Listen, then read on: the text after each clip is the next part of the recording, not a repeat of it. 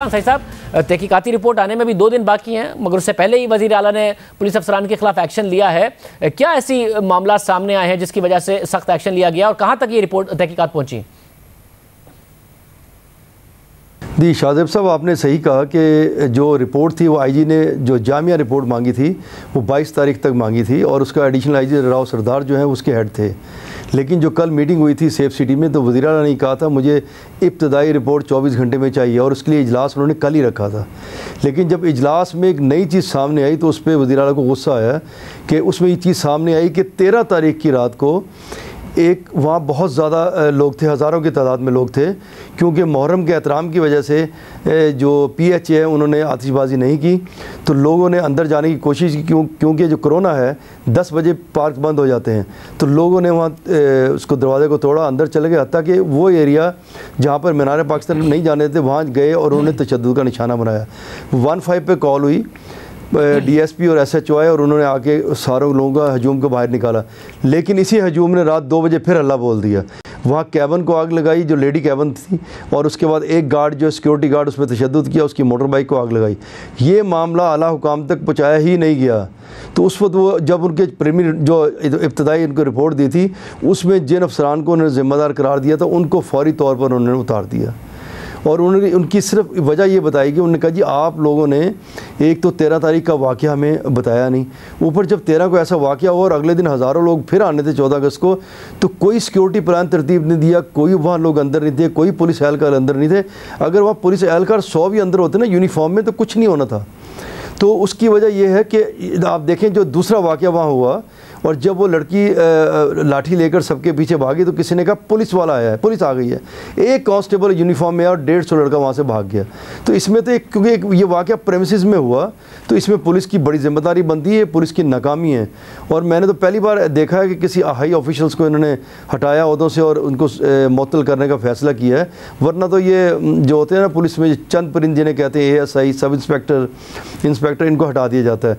फिर उसके बाद एक और नया वाक़या है, मोटर बाइक जो मोटरसाइकिल रिक्शा है उस पर लड़कों ने बदतमीज़ी की, उस पर पुलिस ने IG ने हुक्म किया उसको प्रोब कर रहे हैं क्योंकि सड़क पर अब हर जगह तो पुलिस खड़ी नहीं हो सकती।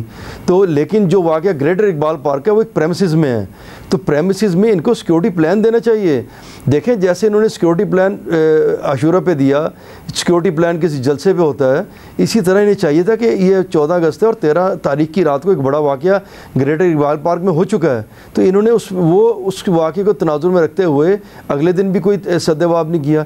इसलिए CM ने फौरी तौर पर जो ये एक्शन लिया उसको करते हुए उनको हटाया और जो अभी 22 तारीख को जामिया रिपोर्ट आएगी उसके बाद मज़ीद कोई क्या एक्शन लेना वो अभी मज़ीद एक्शन और सामने आएगा।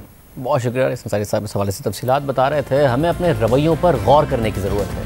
ये कोई पहली दफ़ा नहीं है कि मुल्क में किसी खातून के साथ जिनसी ज़्यादती या हिरासानी का कोई वाक़या हुआ हो और उस वाक़े की मजम्मत के बजाय उसी खातून के किरदार पर सवाल उठा दिए गए हों। खुद उन्हीं को विक्टिम ब्लेमिंग और इल्ज़ाम तराशी का सामना हो जो मुतासरा खातून के केस को कमज़ोर करता है, उन्हें ही जुर्म का मुर्तकिब ठहराते हुए मजलूम के बजाय मुल्जिम बनाकर पेश कर देता है, जिसकी वजह से कई ख़वातीन ऐसे वाक़यात को रिपोर्ट नहीं करती, उनकी शिकायत नहीं करती, रेप जैसे जराइम का शिकार होने के बाद भी रिपोर्ट नहीं करती। मुआशरा उनके किरदार पर ही सवाल उठा देता है, पुलिस और फिर अदालत में वकला उनके किरदार पर सवाल उठा देते हैं। यहाँ तक कि जजेस भी उनके खिलाफ होने वाली ज़्यादती के जुर्म का फैसला देने के बजाय उनके किरदार पर तबसरा करते हैं। इसी रवैये के खात्मे के लिए रवां साल सुप्रीम कोर्ट के जस्टिस मंसूर अली शाह ने एक तारीखी फैसला सुनाया जिसमें रेप केसेस में विक्टिम ब्लेमिंग और मुतासरा खातून की किरदार कुशी की सख्त अल्फाज में मजम्मत की।